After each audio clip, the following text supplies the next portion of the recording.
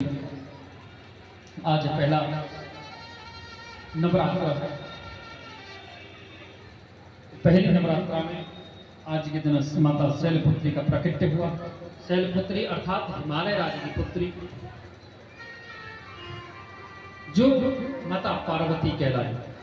बोली शैलपुत्री मैया की जय।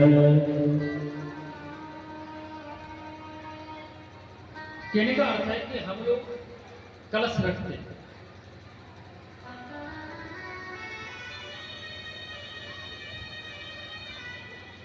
तो बैठने के लिए माता के लिए अष्टदल कमल की रचना करनी पड़ती है। भागवत जी में सर्वभद्र की रचना करनी पड़ती है। जब आप सत्यनारायण की पूजा कराते हैं तो पंडित जी षोडश मात्रा और नवग्रह की रचना करते हैं। गणेश जी को या लक्ष्मी जी को बिठाना पड़ता है तो स्वास्थ्य की रचना करनी पड़ती है। इसी प्रकार जिस प्रकार के देवी देवता को आप बुलाइएगा उसी की चौकी, उसको बोलते वेदी, वेदी रचना करना पड़ता है। गलती से आचार्य से वेदी रचना, वेदी बनाने में गलती हो जाए, कोई रंग का चावल कोई रंग में मिश्रित हो जाए, वेदी निकृष्ट हो जाती है, उस पर देवता विराजमान नहीं हो सकते। अब पंडित जी ने भी नहीं ध्यान दिया, ना जजमान ने ध्यान दिया, और दोनों ने 9 दिन पूजा पाठ किया और सब काम हो गया। वो जय जयकार हो गई। पंडित जी दक्षिणा लिए अपने घर चले गए और जजमान जी का पैसा भी गया और फल भी नहीं मिला। क्या होगा? हमारे दोनों दिन गए, पैसा भी गया और धर्म भी गया। ऐसा क्या किया जाए जिससे हमारा पैसा भी खर्च हो तो उसका लाभ भी प्राप्त हो? वो है कुंभ की स्थापना। कुंभ 3 प्रकार के होते हैं। एक होता है कुंभ, वो कुंभ है जो समुद्र मंथन के समय निकला। गरुड़ जी और इंद्र के बीच में जब युद्ध होने लगा, कलश को लेकर खींचातानी जब हुई तो कुंभ कलश से कुछ अमृत की बूंद पृथ्वी पर गिर पड़ी। जब जमीन में गिरी, मृत्युलोक में गिरी, तो जैसे एक बूंद गिर गई प्रयागराज में, एक बूंद गिर गई नासिक में, एक बूंद गिर गई उज्जैन में, एक बूंद गिर गई वृंदावन में, एक बूंद गिर गई आपके हरिद्वार में। इसी कारण से आप देखते हैं कि हर तीसरी साल महाकुंभ का मेला होता है। इस बार प्रयागराज में 25 में, जनवरी 25 में कुंभ का मेला लगेगा, जिसके महाकुंभ का पर्व कहा जाता है। शायद पहला स्नान 3 जनवरी को है, शाही स्नान। एक है गौ कुंभ। गौ माता को देखें, आप लोग पालन करते हैं। गौ माता के गर्दन के पीछे, सिर के पीछे अगले जो दोनों पैर होते हैं, दोनों चरण जो होते हैं, उसके ऊपर, पीठ के ऊपर एक उभरा हुआ भाग होता है, उभरा हुआ भाग जो कुंभ का है। अगर हमें चर्म रोग है, हमें बीपी का परेशानी है, किसी किसी को ब्लड प्रेशर रहता है, तो गौ कुंभ की सेवा करो। घंटा 2 घंटा गौ कुंभ को सहला, मालिश करो, तो भगवान ने चाहा गौ माता की कृपा होगी, जिससे आपका चर्म रोग, आपका बीपी कंट्रोल रहेगा। एक होता है कुंभ कलश। ये कुंभ कलश को हम बैठाते हैं। पंडित जी लोग जब पूजन कराते हैं तो उसमें एक मंत्र बोलते हैं कि कलश मुखे विष्णु कंठे रुद्र समाश्रिता। कलश मुखे विष्णु, कलश का मुख जो होता है जहां से जल डालते हैं उसमें भगवान विष्णु का रूप होता है, विष्णु का निवास है।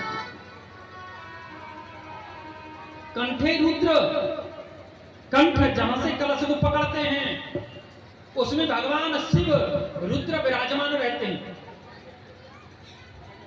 मूले स्थिते ब्रह्मा, मूल माने जब, नीचे सबसे नीचे, वहां परमपिता ब्रह्मा जी विराजमान है। तो एक कलश में क्या चीज मिलेगी हमको? ब्रह्मा भी मिले, विष्णु मिले और शिव भी मिले। 3 चौकी बनाने की आवश्यकता नहीं, एक कलश में मिल रहा है सब। और क्या है? मध्य मात्र गण स्मृता, 16 मात्रकाएं कलश के बीच में रहती, कलश के मध्य में रहती।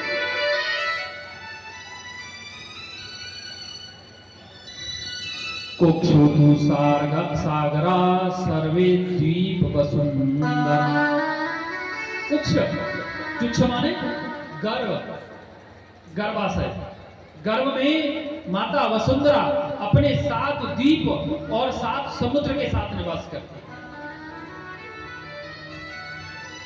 और क्या है इस कलश में? कि ऋग्वेदो यजुर्वेदो अथर्ववेदो अथर्वण, 4 वेद हैं, ऋग्वेद, यजुर्वेद, सामवेद, अथर्ववेद। 4 वेद कलश के अंदर निवास करते हैं। और क्या है इसके? गंगे चैव यमुने चैव गोदावरी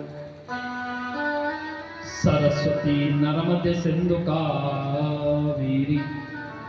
गंगा, यमुना, सरस्वती, नर्मदा, सिंधु, कावेरी, गंडकी, सरयू, महेंद्र तनया, क्षिप्रा, वेदवती, अनेक अनेक नदियां इस कलश के अंदर निवास करती हैं।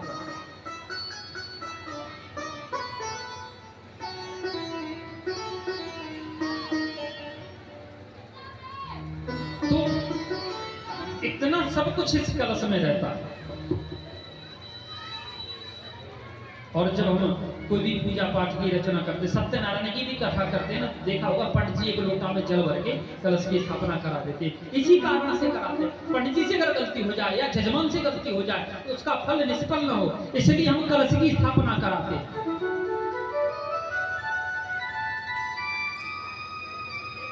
इसलिए हम कलश की स्थापना कराते कि थोड़ी मोड़ी अगर गलती हो भी जाए तो एक कलश रखने से समस्त गलतियों को मोक्ष किया जा सकता है।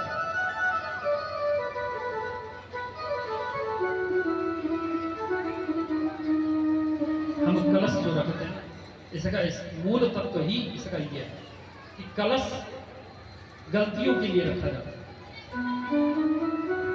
अगर जाने अनजाने में अगर हमसे कोई गलती हो जाएगी, वो गलती का मोक्ष इस कलश की स्थापना से पूर्ण हो जाए, इसलिए कलश रखते हैं। लेकिन यहाँ बिहार का एक विडंबना है। बिहार में कलश जो रखते हैं आप लोग,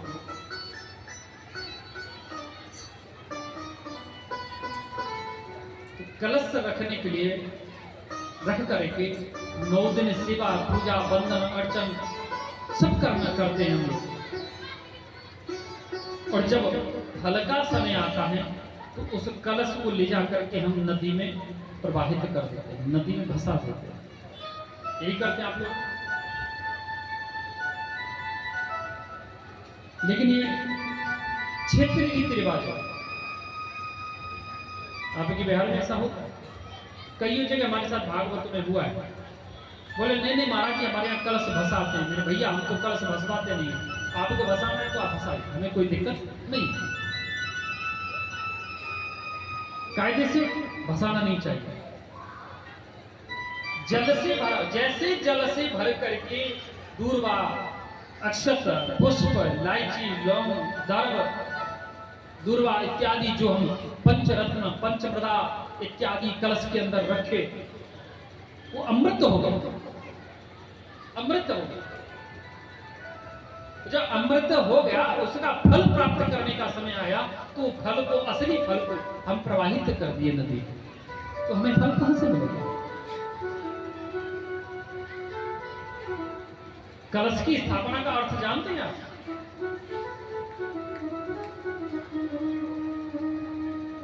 राम कथा में भगवान श्री राम के पूर्वज एक राजा युवनासुर हुआ।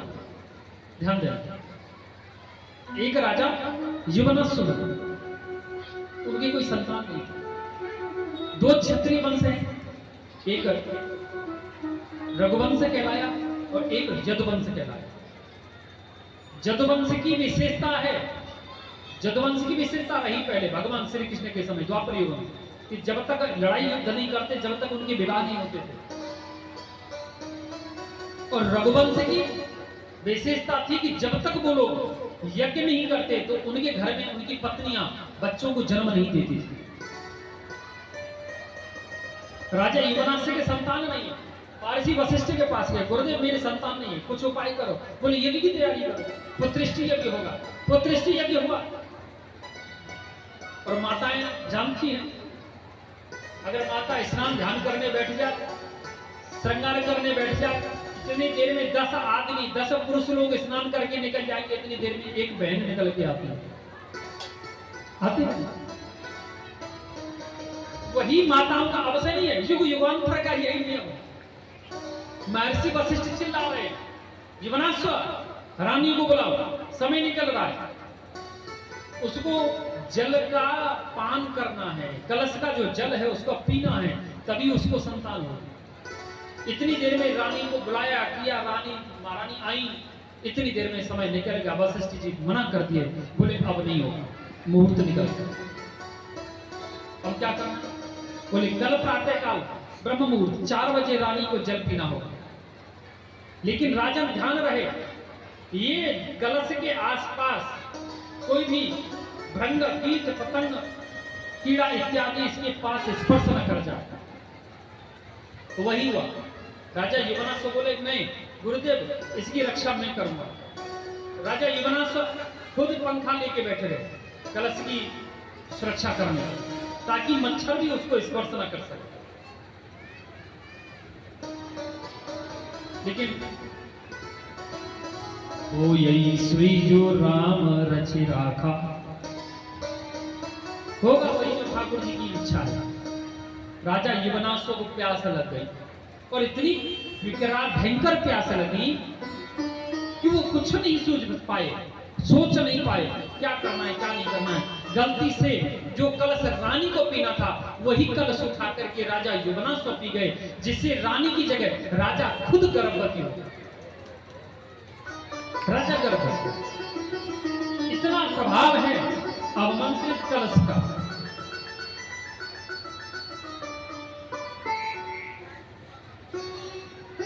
अब जब राजा गर्भवती हुई, कुछ समय के बाद शल्य चिकित्सा करके गर्भ से बच्चे को निकाला गया, पेट से बच्चे को बाहर निकाला।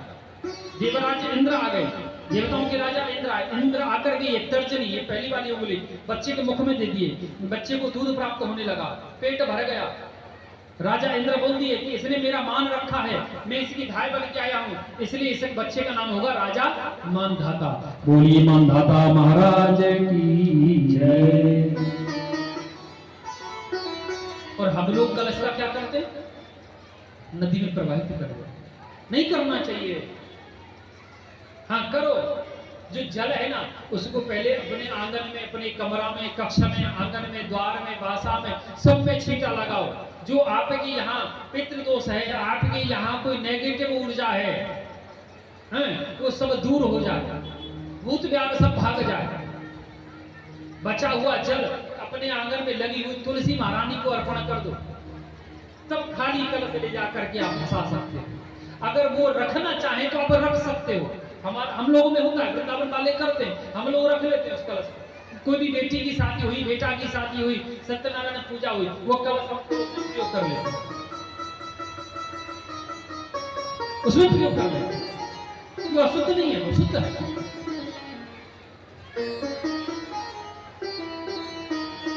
अच्छा, यहाँ माताएं मेरी सुन रही, बहनें भी सुन रही। अभी एक चीज में व्यास गद्दी में बैठे बैठे एक चीज देख रहे थे। कुछ माताएं और कुछ बहनें दंडवत प्रणाम करते हुए, लेट लेट करके प्रणाम करते हुए भगवती स्थान तक आई है।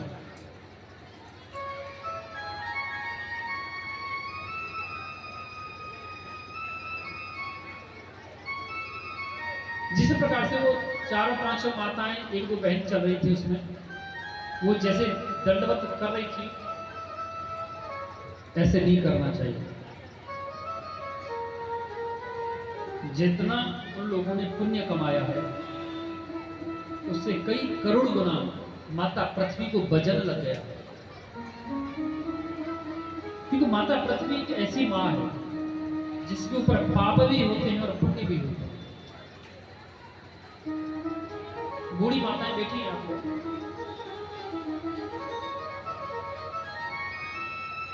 एक माता के स्तनपान करके, दूध पान करके शिवाजी महाराज जैसे वीर पैदा होते हैं, सुभाष चंद्र बोस, भगत सिंह, गुरु जयगुरु, राजगुरु जैसे देशभक्त पैदा होते हैं। माता की जो दूध में पावर है ना, शक्ति है ना, वो कहीं दुनिया में नहीं।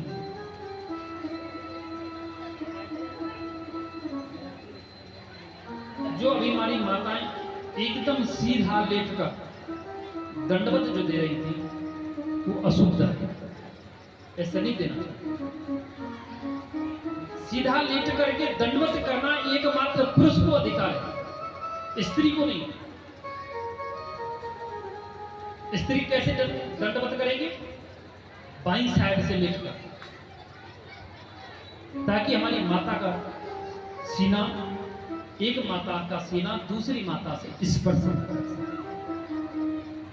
अर्थात एक माता तो आप हैं जिन्होंने हमें जन्म दिया, एक माता वो है जिसके ऊपर हम पल पोस रहे हैं, बड़े हो रहे। दोनों माताएं हैं।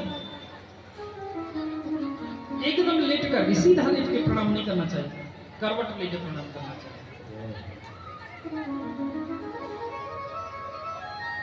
अगर हम सीधा लेटते हैं और अगर माता का शरीर, हमारी बहन का शरीर पृथ्वी से स्पर्श होता है तो माता पृथ्वी को कई हजार गुना वजन लग जाता है। मैं नहीं कह रहा हूं, ये देवी भागवत महापुराण के।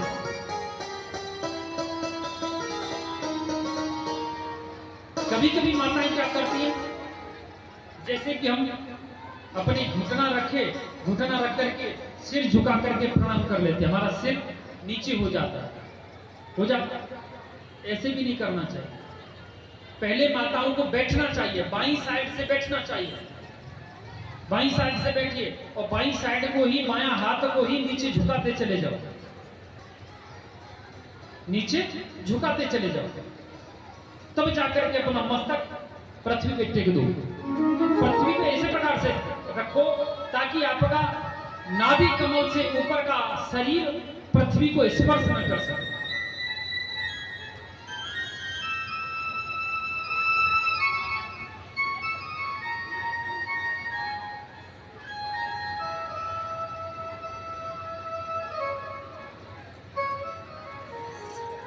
आइए महात्मा में प्रवेश करते हैं कि सच्चिदानंद रूपा, कि सच्चिदानंद रूपा विश्वोत्पत्त्यादि तमहे तापत्रय विनाशाय श्री कृष्णाय वयं नमः। सत्य क्या है? आप सत्य हैं या हम सत्य हैं? पता नहीं है या नहीं, ये भी नहीं पता। नहीं है ये भी निश्चित नहीं कर सकते, है ये भी कंफर्म नहीं कर सकते हम। पता नहीं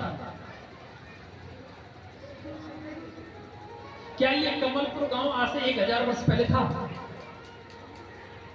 कोई पता नहीं। क्या हम आज से 100 वर्ष पहले थे? पता नहीं। क्या आने वाले कुछ समय के बाद हम रहेंगे? कोई गारंटी नहीं, कोई गारंटी नहीं। आज हैं, ये है, पहले थे पता नहीं, आगे रहेंगे पता नहीं। आज है तो ये सत्य नहीं हो सकता। सत्य क्या है?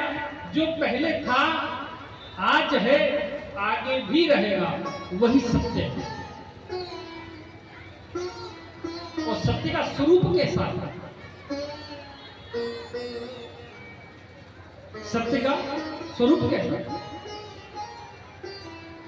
अभी हम एक शब्द बोले, सच्चिदानंद रूपाय। सत्य, धन, चित्त, धन, आनंद बराबर सच्चिदानंद। तीनों शब्द मिलकर एक शब्द बनता है सच्चिदानंद। सत्य पहले था, आज है, आगे रहेगा। लेकिन सत्य का स्वरूप क्या है? उसका स्वरूप है प्रकाशमय। अब ये लाइन कट जाए तो हमें उजाले की आवश्यकता पड़े, तो हम सत्य नहीं। वो सत्य ऐसा है कि अपने प्रकाश से सारे संसार को प्रकाशित करे, ऐसा है वो सत्य। तभी तो तुलसीदास बाबा लिखे थे रामचरितमानस कि चिदानंदमय देह तुम्हारा, भगत विकार विगत विकार भगत भयहार। चिदानंदमय, चिद माने प्रकाश, प्रकाशमय देह तुम्हारी, अपने भक्त के विकार को दूर करने वाले हो। आपका वो प्रकाश भक्त के विकार को दूर करने वाला, वो सत्य प्रकाशमय है, आनंददायक है। आनंद क्या है? बढ़िया से शाही पनीर का भोजन कर ले, 56 भोग खा ले। क्या ये दरभंगा क्षेत्र मिथिला में आता है?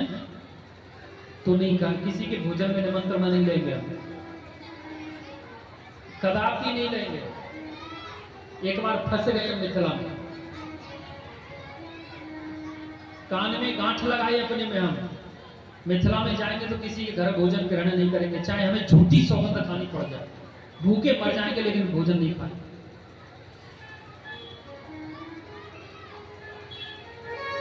यहाँ से थोड़ी दूर मधुबनी जिला है। मधुबनी जिला में एक गनौली गांव पड़ता है, झंझारपुर के पास, अंदरा ठाड़ी प्रखंड में ब्राह्मण बस्ती है। वहां की सरपंच साहब हैं अवधेश, उनके माध्यम से अभी 23 जुलाई को मेरा भागवत कथा हुआ था। उनकी पत्नी देवी ने भोजन बनाया। भोजन खाते खाते तो बहुत दूर की बात है, खाना तो बहुत दूर है, देख करके डकार आने लगे, हमको पेट भर गया। 28 प्रकार का भोजन था। आदमी है, हम बोले माता जी हम इंसान हैं, जानवर नहीं, कितना खाएंगे? बोले नहीं नहीं महाराज जी मैं शाम को कम कर दूंगी। बोले हम खाएंगे ना, ऐसा करो आधा अब खिला दो, आधा इसमें से शाम को खिला दो। कम करते करते करते तीसरे दिन सुबह हम हाथ जोड़ दिए, तब भी जो है 8 प्रकार का तरकारी इत्यादि था उसमें। बोले कि महाराज जी हमारे यहाँ की प्रथा है, मिथिला में ये प्रथा है, जितना ज्यादा से ज्यादा हम सामग्री भोजन का खाद्य सामग्री बनाएंगे, आइटम बनाएंगे, उतना ही हमारे यहाँ स्वागत मान्य होता है। यानी हमें ऐसा स्वागत नहीं चाहिए जो पेट फाड़ दे, हमें ऐसा स्वागत चाहिए खाली नमक हरी मिर्च और रोटी दे तो कोई स्वागत नहीं आता, सुखी तो रहेंगे कम से कम। तो आनंद, पेट में अन्न चला जाता तो आनंद है, लेकिन वो कब तक? जब तक पाचन तंत्र में हमारा भोजन नहीं चला जाता तब तक। बढ़िया ऐसी गर्मी लग रही, गर्मी लग रही, कल हम जैसे ही कमरा में घुसे ऊपर तो हमें एकदम गर्मी लगी। बोले अरुण भैया गर्मी लग रहा है यहाँ पे। बोले ठीक है महाराज जी सोचेंगे, चलो कूलर की व्यवस्था करो। क्या जरूरत है? शरीर है, कल लग रहा था, आज वो शरीर उसको सरवाइव कर लिया, आज नहीं लगा। इस शरीर को जिस प्रकार से ढालोगे उसी प्रकार से, अगर उस कमरे के अंदर गर्मी लग रही है और जैसे ही कमरा से बाहर निकले तो ठंडक लगने लगी। वो ठंडक कब तक है हमारे शरीर में? जब तक उसके अंदर प्रवेश नहीं कर, जैसे ही जाएंगे फिर गर्मी लगेगी। तो आनंद नहीं है उसमें। एसी के कमरा में सो जाना, तब तक हमारे शरीर को सुख मिलेगा जब तक कमरा से बाहर नहीं निकलते। कमरा से जैसे बाहर निकलेंगे तुरंत वो हमें गर्मी सताना चालू हो जाएगी, तो आनंददायक नहीं है। आनंद क्या है? एक बार जो आ जाए कभी नहीं जाए।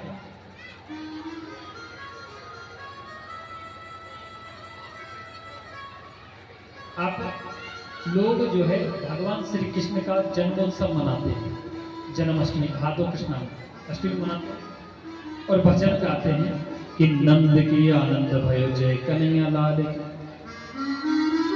हाथी दीने घोड़ा दीने और दीनी पाल की, नंद के आनंद भयो जय कन्हैया लाल की। मैया देवकी ने जन्म दियो, मैया यशोदा ने पालन पोषण करो, या में नंद बाबा कहां पे आगो बीच में, तो कहना चाहिए कि जसोदा के आनंद भयो जय कन्हैया लाल की, क्योंकि देवकी के आनंद भयो जय कन्हैया लाल की। लेकिन कहा क्या? नंद के आनंद भयो, क्योंकि मैया जसोदा ने पालन पोषण करो, आनंद की अनुभूति नहीं भई। मैया देवकी ने जन्म दियो, आनंद की अनुभूति नहीं भई। वसुदेव जी ने गोकुल मथुरा से गोकुल पहुंचायो, आनंद की अनुभूति नहीं भई।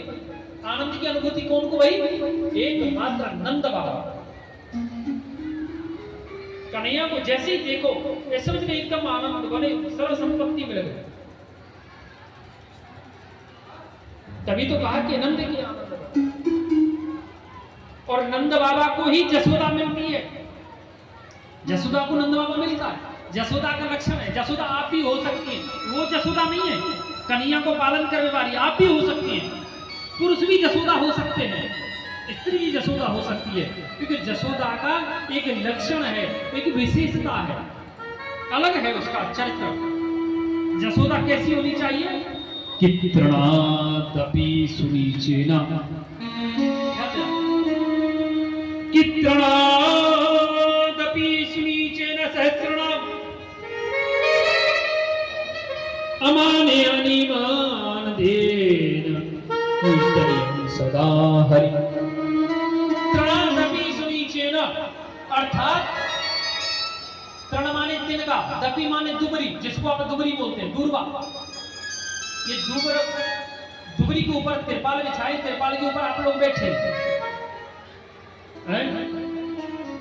अभी ये दुबरी की जगह कांटा बिछा दिया जाए और कह दिया जाए कि आप इस पे चल के जाओ, कैसा लगेगा? कष्ट होगा। और दुबरी के ऊपर चलने के मतलब है आनंद की अनुभूति हो जाना। प्रत्येक जसोदा का लक्षण है कि दुबरी के जैसे सहनशील हो जाना। जब हम दूरबा के ऊपर पाम रखते हैं, वो दूरबा हमारे पैर के नीचे टूट जाती है, कुचल जाती है, और जब तक कुचली रहती है, जब तक पाम रखा रहता है, जब पाम उठाते हैं कुछ समय के बाद वो अपनी जगह पे आके खड़ी हो जाती है, लेकिन वो हमको कष्ट नहीं देती, दूसरों को कष्ट नहीं देती। ये जसोदा का लक्षण है।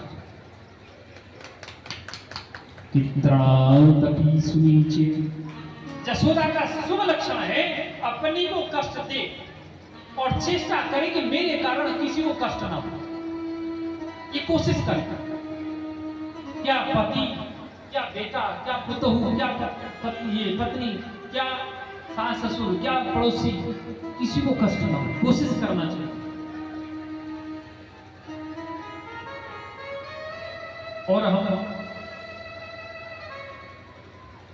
जसोदा ना बन के और कछु बनी रही तो पड़ोसी में क्या होगी? हो ओकरा पोतू छिके, बड़ा उद्दंड छिके, हमसे मिथिला नहीं बोला जाता।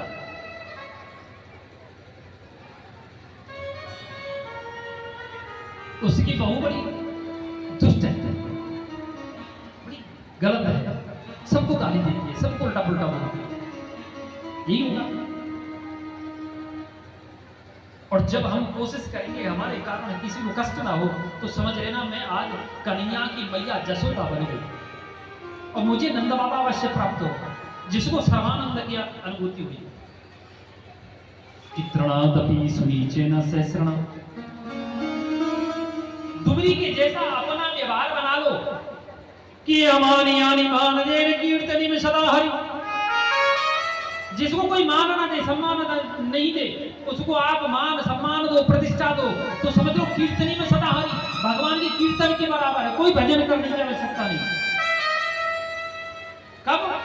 जब अपने को कुबरी के जैसा सहनशील बना दे, दूसरे आगंतुक को, आने वाले को मान सम्मान दे, प्रतिष्ठा दे। यही भगवान का भजन कीर्तन सदा करता।